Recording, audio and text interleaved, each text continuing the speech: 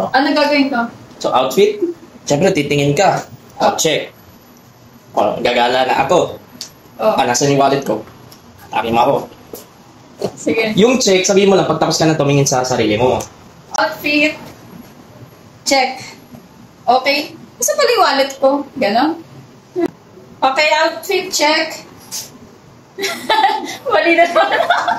Huwag ka mag-ganon. Yung parang alam mong aligaga ka na outfit. Parang aligaga ka. Hindi yung maglalakad ka ng in-stylish. Oo. Yes mo? Oh, sige. Oh. Outfit. Yung parang natataranta ka na Ah, sige. Pero hindi naman masyadong taranta. Yung lang. Yung kumbaga titingin ka sa salamin. Tapos outfit check. Parang ganon. Huwag mo sabihin outfit check. Parang mabilis eh. Parang ang iisipin na manonood yan. Parang scripted. Actually, scripted naman talaga eh.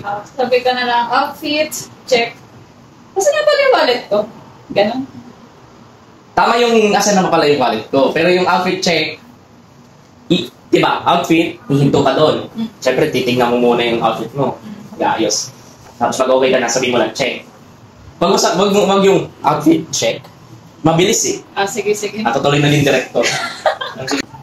Outfit check. Gagala ako.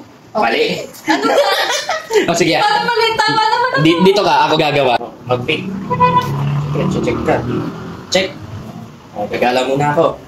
Nasaan yung wallet ko? Ay, ito pala.